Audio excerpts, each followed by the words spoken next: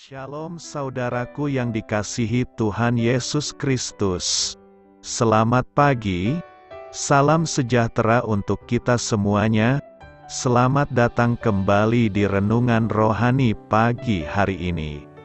Semoga saudara yang terkasih dalam keadaan sehat selalu, kiranya damai dan sukacita Roh Kudus melimpah di dalam hati dan pikiran saudara saat ini. Sebelum kita mulai renungan pagi ini, marilah kita bersama-sama berdoa. Tuhan Yesus, terima kasih sudah membangunkanku pagi hari ini. Terima kasih atas penyertaan dan perlindungan Tuhan. Semua karena karunia Tuhan aku dapat bangun dengan pagi hari ini. Aku menyerahkan seluruh aktivitasku hari ini ke dalam kuasa tangan Tuhan. Jauhkanku dari yang jahat, ya Tuhan. Tuhan Yesus, tolong lindungi dan berkati aktivitasku hari ini. Tolong berkati juga keluarga dan teman-temanku, Bapa Surgawi, oleh karya Roh Kudus. Tolonglah aku untuk menjauhi segala sesuatu yang melukai hati-Mu. Ampunilah segala dosa kami, ya Tuhan. Dalam nama Tuhan Yesus, aku sudah berdoa. Amin. Sahabat saudara rohani, pembacaan ayat emas Alkitab renungan kita hari ini terambil dari kitab Mazmur 18 ayat 2 sampai dengan ayat 7. Ia berkata, "Aku mengasihi Engkau, ya Tuhan, kekuatanku, ya Tuhan, bukit batuku, kubu pertahananku dan penyelamatku, Allahku, gunung batuku, tempat aku berlindung, perisaiku, tanduk keselamatanku, kota bentengku. Terpujilah Tuhan, seruku, maka aku pun selamat daripada musuhku. Tali-tali maut telah meliliti aku, dan banjir-banjir jahanam telah menimpa aku. Tali-tali dunia orang mati telah membelit aku, perangkap-perangkap maut terpasang di depanku. Ketika aku dalam kesesakan, aku berseru kepada Tuhan, kepada Allahku aku berteriak minta tolong. Ia mendengar suaraku dari bait-Nya, teriakku minta tolong kepadanya sampai ke telinganya. Ayat renungan pagi kita terambil dari kitab Mazmur 18 ayat 2 sampai dengan ayat 7. Inti dari ayat emas renungan kita adalah, "Aku mengasihi Engkau, ya Tuhan, kekuatanku." Mari kita mulai renungan pagi kita. Judul renungan kita hari ini adalah Layak Menerima Segala Pujian, ditulis oleh Bill Crowder. Mari kita mulai kisah inspiratif. Banyak orang menganggap Ferrante dan Teicher sebagai duet pianis terbaik sepanjang masa. Penampilan kolaborasi mereka begitu kompak sehingga gaya permainan mereka digambarkan seperti empat tangan dengan satu pikiran. Saat mendengarkan permainan mereka, kita dapat membayangkan seberapa besar upaya yang mereka perlukan untuk menyempurnakan keahlian mereka. Bukan itu saja, mereka juga mencintai apa yang mereka lakukan. Bahkan setelah pensiun pada tahun 1989, Ferrante dan Teicher masih muncul sesekali di toko piano setempat hanya untuk menggelar konser dadakan. Memang mereka sangat senang bermusik.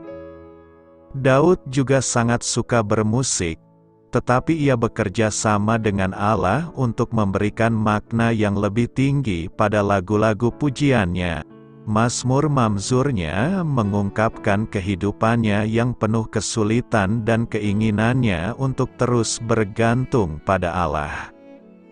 Namun, di tengah kegagalan dan ketidaksempurnaan dirinya, Daud mengungkapkan dengan sangat baik pengakuannya akan kebesaran dan kebaikan Allah, bahkan dalam momen-momen paling gelap dalam hidupnya. Apa yang mendorong Daud memuji Allah dinyatakannya dalam Mazmur 18 ayat 2. Aku mengasihi Engkau, ya Tuhan, kekuatanku. Daud melanjutkan, terpujilah Tuhan, seruku, dan berpaling kepadanya, dalam kesesakan, apapun situasi kita. Kiranya kita juga mengangkat hati kita untuk memuji dan menyembah Allah. Dia layak menerima segala pujian kita. Marilah kita renungkan di dalam hati kita, lewat cara apa saja Anda menyatakan kasih kepada Allah, dengannya dan dengan orang lain. Hal apa yang mungkin masih menghalangi Anda untuk memuji dan menyembah Allah? Hal ini patut kamu ketahui, 2 Samuel 22 nyaris sama dengan Mazmur 18. Pasal sebelumnya memberikan sekilas latar belakang sejarah dari Mazmur tersebut dan bahaya yang Daud hadapi. Ia pergi berperang bersama-sama anak buahnya ketika seorang prajurit keturunan raksasa menantangnya. Teksnya berbunyi, Yisbi Benob, yang termasuk keturunan raksasa berat tombaknya 300 shikal tembaga dan ia menyandang pedang yang baru menyangka dapat menewaskan Daud. Abisai, salah seorang perwira Daud, turun tangan dan membunuh orang Filistin tersebut. Anak buah Daud kemudian memohon dengan sangat agar ia tidak lagi berperang bersama mereka, supaya keturunan Israel jangan punah. Namun, siapakah yang dimaksud dengan keturunan raksasa? Mereka adalah para perwira bertubuh sangat besar yang perawakannya begitu mengintimidasi musuh yang pada masa itu berperang dengan berhadapan satu lawan satu. Aku mengasihi engkau dengan kasih yang kekal. Yeremia 31 ayat 3 berkata, dari jauh Tuhan menampakkan diri kepadanya, aku mengasihi engkau dengan kasih yang kekal. Sebab itu aku melanjutkan kasih setiaku kepadamu. Kasih Allah itu sangat berbeda dengan kasih manusia yang ditampakkan dalam budaya kita sehari-hari. Budaya kita, wujud mencintai terlihat ketika kita masih muda dan cantik. Tapi Allah sangat mengasihi kita mulai dari cantik hingga tua dan tidak begitu menarik. Dalam kehidupan sehari-hari juga kita mencintai seseorang saat seseorang menjadi seorang selebriti. Tapi Allah sangat mengasihi kita walaupun keadaan kita bukan orang yang tak dikenal dan bukan siapa-siapa. Di dunia ini juga kita pasti akan melihat bahwa kita mencintai karena dia orang kaya dan yang berkuasa. Tapi Allah sangat mengasihi orang miskin dan yang lemah. Dan Allah telah menunjukkan kasih-Nya kepada kita dengan cara yang nyata. Yesus berkata, tidak ada kasih yang lebih besar daripada kasih seorang yang memberikan nyawanya untuk sahabat-sahabatnya. Yesus menunjukkan kasih-Nya dengan mati bagi kita. Kita membaca dalam Wahyu 1 ayat 4-5 dikatakan, dari Yohanes kepada ketujuh jemaat yang di Asia Kecil, kasih karunia dan damai sejahtera menyertai kamu, dari Dia, yang ada dan yang sudah ada dan yang akan datang, dan dari ketujuh roh yang ada di hadapan tahtanya, dan dari Yesus Kristus, saksi yang setia, yang pertama bangkit dari antara orang mati dan yang berkuasa atas raja-raja bumi ini. Bagi Dia, yang mengasihi kita dan yang telah melepaskan kita dari dosa kita oleh darah-Nya. Ayat ini menggunakan penggunaan bentuk lampau, yang berarti kasih-Nya telah dinyatakan, jika Anda telah menaruh iman Anda di dalam Kristus. maka Allah telah mengampuni semua kesalahan yang kita melalui Kristus Yesus. Kasih Bapa yang tak terbatas itu sudah ada sebelumnya dan akan terus ada. Kita tidak bisa melakukan apapun agar Tuhan mengasihi kita melebihi apa yang telah Ia lakukan, dan kita juga tidak bisa melakukan apapun agar Tuhan mengurangi kasih-Nya kepada kita. Memang sulit bagi kita untuk memahami dan mengerti kasih yang tak terbatas itu. Di dalam pikiran, kita mengetahui bahwa Bapa mengasihi kita, namun Ia ingin agar pewahyuan tentang kasih-Nya ini meresap dalam setiap aspek kehidupan kita. Kasih adalah untuk dialami, bukan hanya sekedar pemahaman intelektual. Apabila kita tidak pernah merasakan kasih dari orang di sekitar kita, maka hidup akan terasa kosong. Pelukan dari orang yang kita kasihi akan terasa indah. Perkataan yang baik maupun pandangan kasih dari seseorang pun akan terasa indah. Karena itu, terimalah kasih Allah yang kekal itu lalu kemudian salurkanlah kepada semua orang yang membutuhkannya.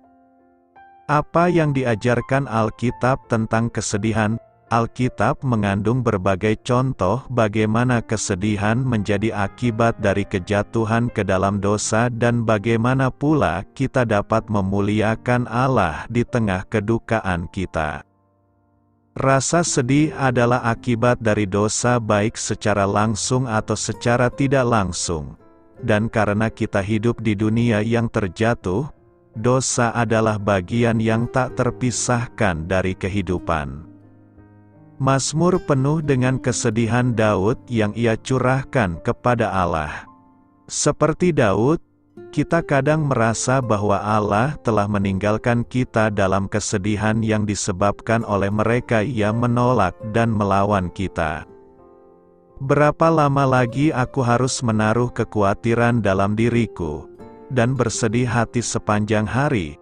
Berapa lama lagi musuhku meninggikan diri atasku? Namun Allah selalu setia dan, sebagaimana telah ditutup oleh Daud, keyakinan kita dalam Allah tidak pernah mengecewakan.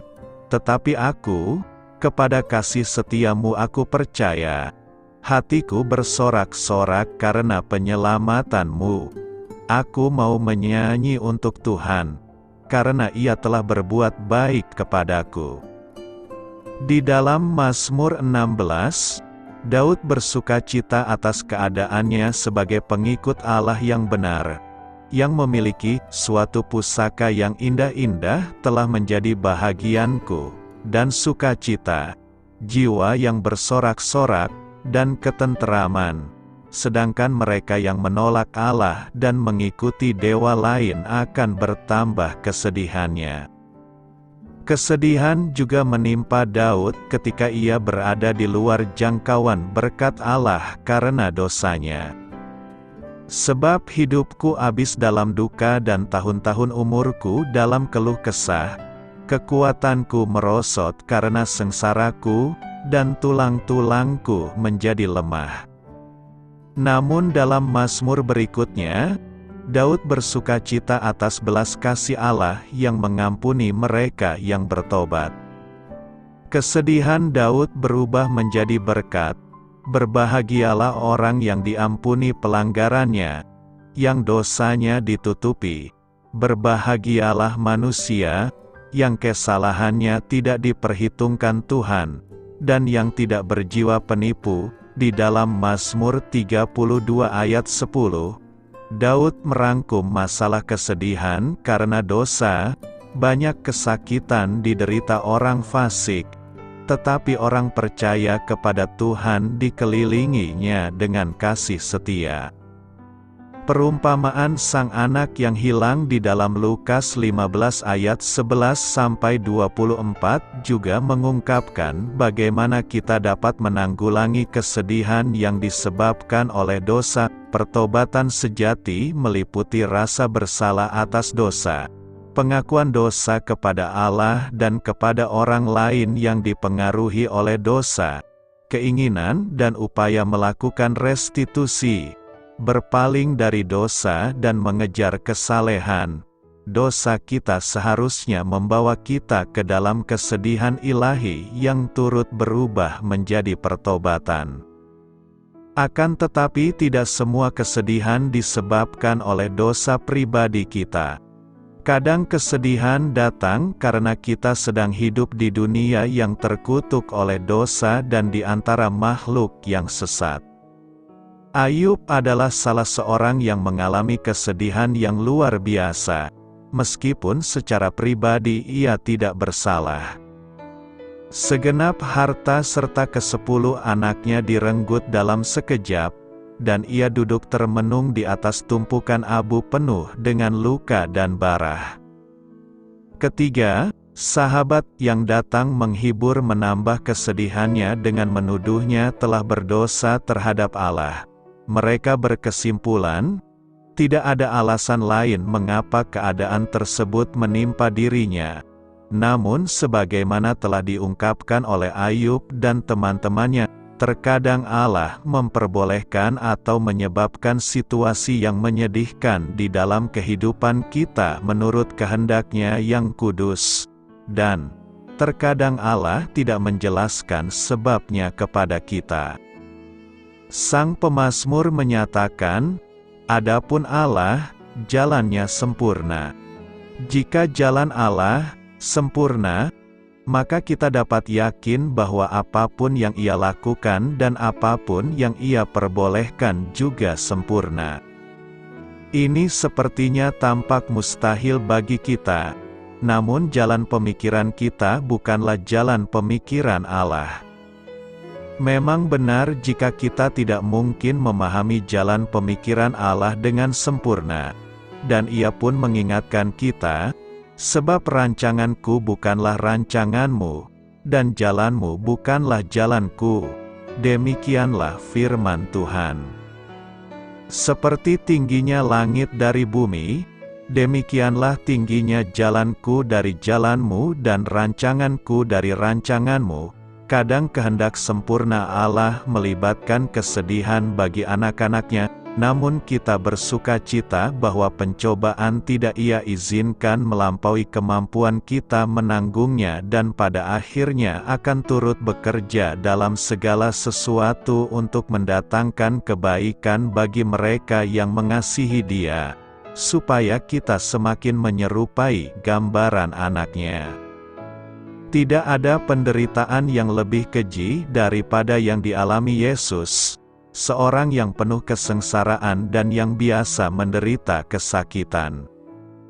Kehidupannya adalah sebuah rangkaian kesedihan yang berkelanjutan, sejak lahir hingga disalib.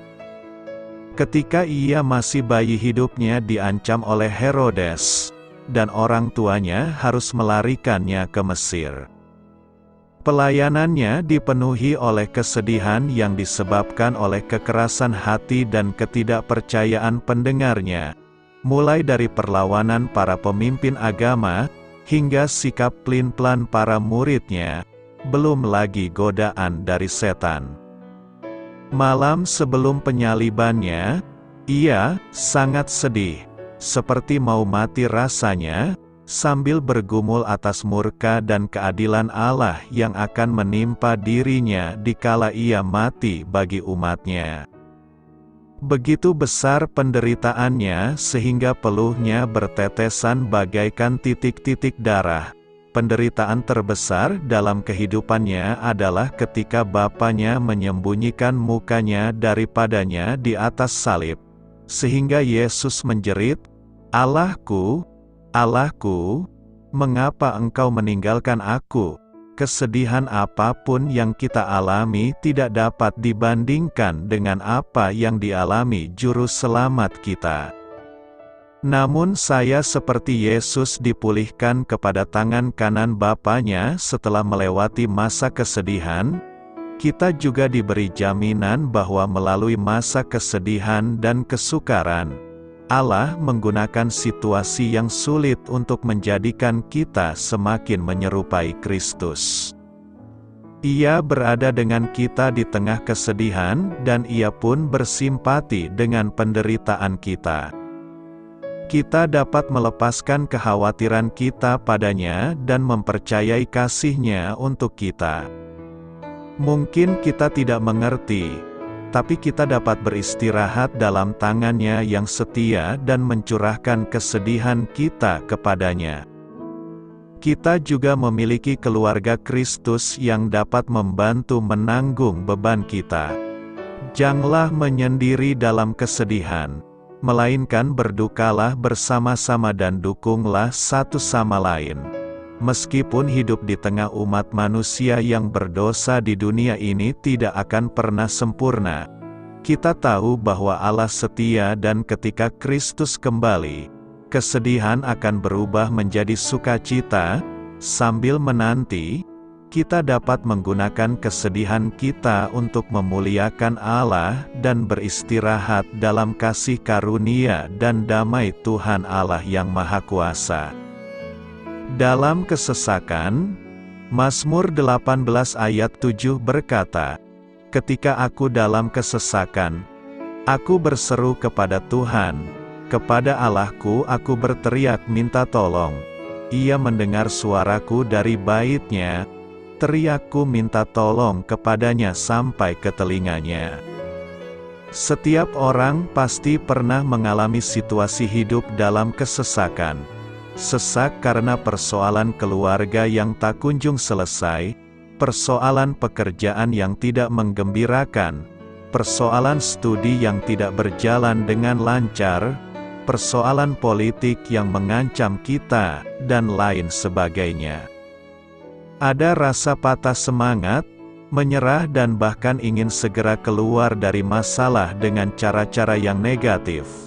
Cara-cara negatif yang kerap disebut dengan jalan pintar antara lain mencuri, korupsi, bahkan mengakhiri hidupnya sendiri. Cara-cara seperti adalah cara yang paling tidak disukai oleh Tuhan. Tuhan tidak pernah meninggalkan kita dalam kesesakan. Selama kita masih berjalan di jalan Tuhan, maka setiap ujian yang Tuhan izinkan terjadi, Tuhan akan turut memikulnya. Tuhan hanya ingin kita melalui setiap prosesnya dengan iman dan kesabaran agar beroleh kualitas yang luar biasa. Di dalam setiap kesesakan kita, Tuhan ada. Di dalam setiap jalan buntu yang kita alami, Tuhan akan buka jalan. Tuhan tidak pernah meninggalkan kita, sebab Dia adalah Allah yang setia. Nas kita ini adalah sebagian dari nyanyian syukur Daud kepada Tuhan ketika Tuhan telah melepaskan dia dari cengkeraman semua musuhnya dan dari cengkeraman Saul. Artinya, nyanyian syukur ini lahir dari pengenalan akan penyertaan dan pemeliharaan Tuhan atas kehidupannya, di mana dia diselamatkan dan dilepaskan dari mara bahaya yang mengancam hidupnya. Di ayat 5-6 digambarkan seperti apa kesesakan yang dialami oleh Daud. Gelora-gelora maut mengelilinginya, banjir-banjir jahanam menimpanya, tali-tali dunia orang mati telah membelitnya, dan perangkap-perangkap maut terpasang di depannya. Dari gambaran tersebut kita dapat menyimpulkan betapa berbahayanya kehidupan yang sedang dihadapi pemazmur yaitu Daud. Secara logika hampir-hampir tidak mungkin untuk selamat. Tetapi di dalam kesesakan tersebut Daud melakukan hal yang benar dengan berseru dan berteriak kepada Tuhan yang adalah gunung batu dan tempat perlindungan, perisai dan tanduk keselamatan, kota benteng tempat pelarian dan juru selamat. Tuhan mendengar seruan pemazmur dari bait-Nya dan teriakannya minta tolong masuk ke telinga Tuhan. Itu artinya Tuhan menyelamatkan pemazmur dari mara bahaya yang menghimpitnya dan dari kecelakaan yang akan menimpanya. Ketika kita mengalami kesesakan, kepada siapakah kita berseru meminta pertolongan? Siapakah yang kita jadikan sebagai gunung batu, tempat perlindungan, perisai dan kota benteng tempat pelarian ketika kita menghadapi pergumulan hidup yang menghimpit kita? Di dalam kesesakan yang kita hadapi, berserulah kepada Tuhan dan Dia akan bertindak untuk menyelamatkan kita. Firman Tuhan dalam Mazmur 50 ayat 15 mengatakan, "Berserulah kepadaku pada waktu kesesakan, aku akan meluputkan engkau, dan engkau akan memuliakan aku." Berseru dan berteriak kepada Tuhan menunjukkan hidup yang berserah dan mempercayakan hidup hanya kepada Tuhan, tidak kepada yang lain. Dengan nas ini kita diingatkan untuk tidak takut dan khawatir akan kesesakan-kesesakan yang kita hadapi di dunia ini. Kita mempunyai Tuhan yang setia mendengarkan seruan dan teriakan kita minta tolong. Karena itu, berserulah kepada Tuhan saat kita mengalami kesesakan, maka Ia akan menolong kita. Hidup tidak bercela.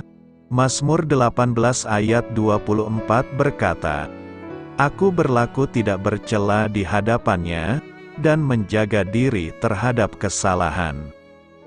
Setiap orang percaya harus berjuang memiliki kehidupan yang memenuhi standar Tuhan, yaitu hidup tak bercela. Mengapa? Karena selama kita masih hidup dalam dosa, noda dan celah, dan terus berkutat dalam perbuatan-perbuatan gelap, iblis akan terus mendakwa kita siang dan malam, dan menjadikan kita sebagai mainannya. Pasti setiap orang berjuang untuk hidup tidak bercela di hadapan Tuhan. Hidup tidak bercela adalah hidup yang tidak punya masalah dan dosa di hadapan Tuhan. Hidup tidak bercela adalah juga hidup yang berpegang pada peringatan-peringatan Tuhan. Namun bukan berarti selama hidup orang tidak pernah gagal atau jatuh. Tetapi ia terus mau berproses untuk hidup seturut dengan firman Tuhan. Kalaupun gagal, ia akan cepat bangkit lagi, dan kemudian menjadikan kegagalan tersebut sebagai pengalaman berharga dan guru yang terbaik. Jangan sekali-kali kita ngambek, marah atau tersinggung ketika menerima firman Tuhan yang keras. Sebab barang siapa masih memerlukan susu, ia tidak memahami ajaran tentang kebenaran, sebab ia adalah anak kecil. Tetapi makanan keras adalah untuk orang-orang dewasa, yang karena mempunyai panca indera yang terlatih untuk membedakan yang baik daripada yang jahat. Bagaimana kita bisa memiliki kepekaan rohani jika kita tidak mau dilatih, dibersihkan dan dimurnikan oleh firman Tuhan setiap hari? Bukankah firman-Ku seperti api? Demikianlah firman Tuhan, dan seperti palu yang menghancurkan bukit batu. Ini adalah langkah menuju kehidupan tak bercela. Sebab, segala tulisan yang diilhamkan Allah memang bermanfaat untuk mengajar, untuk menyatakan kesalahan, untuk memperbaiki kelakuan, dan untuk mendidik orang dalam kebenaran. Jadi, semakin kita berpegang kepada peringatan-peringatan Tuhan, semakin kita memiliki pengenalan yang benar tentang Tuhan dan kehendak-Nya, dan semakin kita disadarkan akan janji-janji-Nya yang besar bagi orang-orang yang hidup tidak bercela. Ini akan mendorong kita untuk bersungguh-sungguh lagi menjaga kualitas hidup kita. Aku berlaku tidak bercela di hadapannya, dan menjaga diri terhadap kesalahan. Tuhan berjanji bahwa Ia tidak menahan kebaikan dari orang yang hidup tidak bercela. Karena itu, marilah kita berjuang untuk hidup tidak bercela di hadapan Tuhan dan sesama manusia. Apa yang diajarkan Alkitab tentang kuasa yang dimiliki orang Kristen? Kuasa dapat diartikan sebagai kemampuan melakukan sesuatu berdasarkan kekuatan, keahlian, sumber daya, atau otoritas, Alkitab mengajar bahwa kuasa orang Kristen berasal dari Allah melalui Roh Kudus.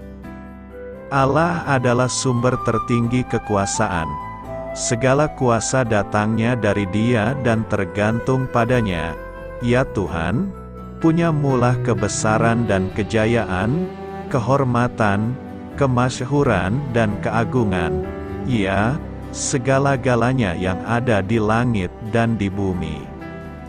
Ya Tuhan, punya mula kerajaan dan Engkau yang tertinggi itu melebihi segala-galanya sebagai kepala.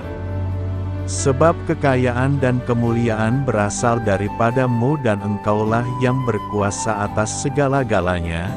Dalam tangan-Mu lah kekuatan dan kejayaan, dalam tangan-Mu lah kuasa membesarkan dan mengokohkan segala-galanya. Berbagai bagian Perjanjian Lama menceritakan bahwa Allah memberi kuasa-Nya kepada mereka yang lemah. Dia memberi kekuatan kepada yang lelah dan menambah semangat kepada yang tiada berdaya. Mazmur 68 ayat 35 mengajar bahwa Allah memberi kuasa kepada umat-Nya. Allah adalah dahsyat dari dalam tempat kudus-Nya, Allah Israel. Dia mengaruniakan kekuasaan dan kekuatan kepada umat-Nya. Terpujilah Allah. Seringkali kita membaca bahwa Allah memberi kuasa-Nya kepada para raja dan para nabi. Tetapi aku ini penuh dengan kekuatan, dengan Roh Tuhan, dengan keadilan dan keperkasaan, untuk memberitakan kepada Yakub pelanggarannya dan kepada Israel dosanya. Kuasa tak terbatas Allah tercurah dalam kehidupan umat-Nya dalam berbagai aspek dalam Alkitab. Alkitab mengajar bahwa Injil sendiri ialah kuasa Allah bagi keselamatan. Sebab aku mempunyai keyakinan yang kokoh dalam Injil, karena Injil adalah kekuatan Allah yang menyelamatkan setiap orang yang percaya, pertama-tama orang Yahudi, tetapi juga orang Yunani. Kuasa seorang Kristen kemampuannya melakukan sesuatu yang berarti berasal dari Roh Kudus. Ketika Yesus naik ke surga, Ia memerintah supaya murid-Nya menanti kuasa yang mereka butuhkan. Tetapi kamu akan menerima kuasa, kalau Roh Kudus turun ke atas kamu, dan kamu akan menjadi saksiku di Yerusalem dan di seluruh Yudea dan Samaria dan sampai ke ujung bumi. Tanpa Roh Kudus, para murid akan hanya berjalan di tempat, seberapapun mereka berbakat, bersemangat, atau antusias terhadap pengabaran Injil. Kuasa dari Allah bagi orang Kristen menguatkan batin mereka. Aku berdoa supaya Ia, menurut kekayaan kemuliaan-Nya, menguatkan dan meneguhkan kamu oleh Roh-Nya di dalam batinmu. Kita tidak berkecil hati, karena, meskipun manusia lahiriah kami semakin merosot, namun manusia batiniah kami dibaharui dari sehari ke sehari. Kuasa Allah bagi orang Kristen memampukan mereka menjadi pelayan Injil. Dari Injil itu aku telah menjadi pelayannya menurut pemberian kasih karunia Allah, yang dianugerahkan kepadaku sesuai dengan pengerjaan kuasa-Nya. Kuasa orang Kristen bukan milik dirinya secara pribadi.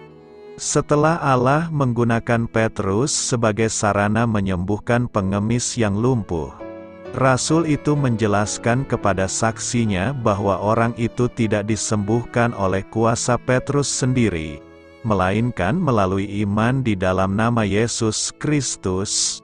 Hai orang Israel, mengapa kamu heran tentang kejadian itu dan mengapa kamu menatap kami seolah-olah kami membuat orang ini berjalan karena kuasa atau kesalehan kami sendiri?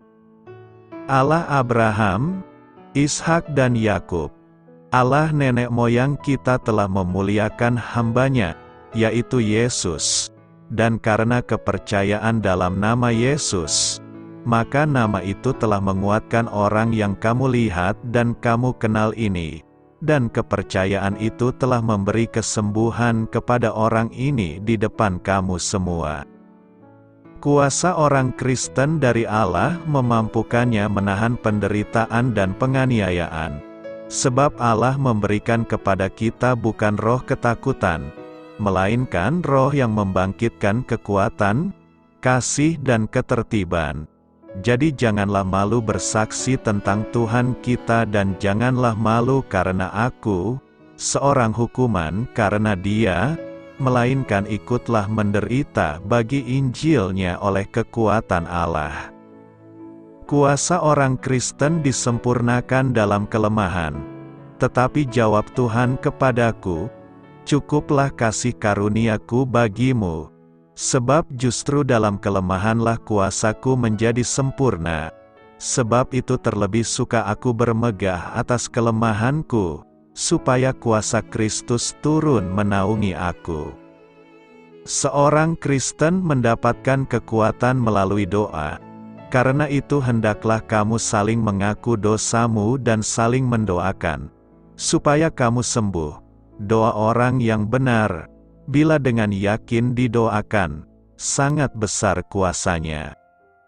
Allah menguatkan orang Kristen untuk melayani, untuk berbicara dalam namanya dengan keyakinan akan kehadirannya yang selalu menyertai. Yesus mendekati mereka dan berkata, "Kepadaku telah diberikan segala kuasa di sorga dan di bumi. Karena itu pergilah, jadikanlah semua bangsa muridku dan baptislah mereka dalam nama Bapa dan Anak dan Roh Kudus, dan ajarlah mereka melakukan segala sesuatu yang telah kuperintahkan kepadamu. Dan ketahuilah, aku menyertai kamu senantiasa sampai kepada akhir zaman." Efesus 3 ayat 20 mengajar bahwa kuasa Allah melampaui pengertian kita.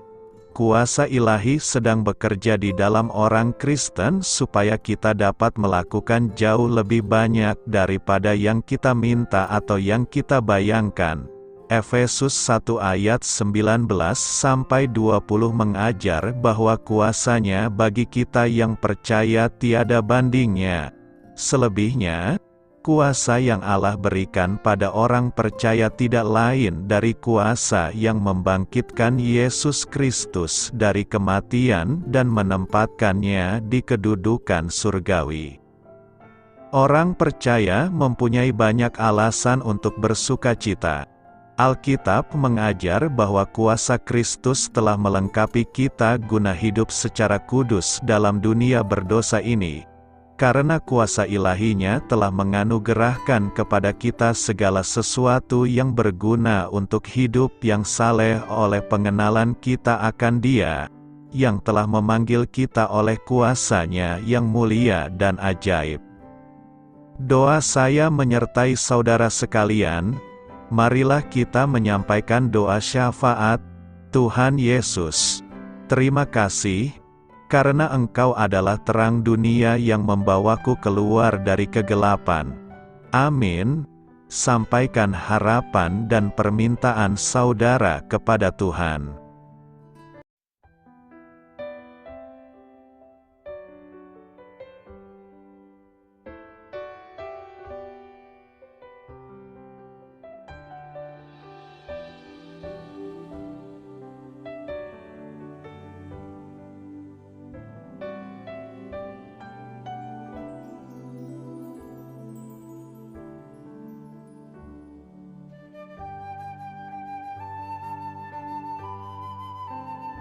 Marilah kita renungkan sahabat saudara rohani. Demikianlah renungan firman Tuhan pagi hari ini. Semoga menjadi berkat dalam hidup kita. Dan sebelum kita memulai segala aktivitas kita pagi hari ini, marilah kita berdoa. Selamat pagi Bapa, malam hari telah berganti pagi.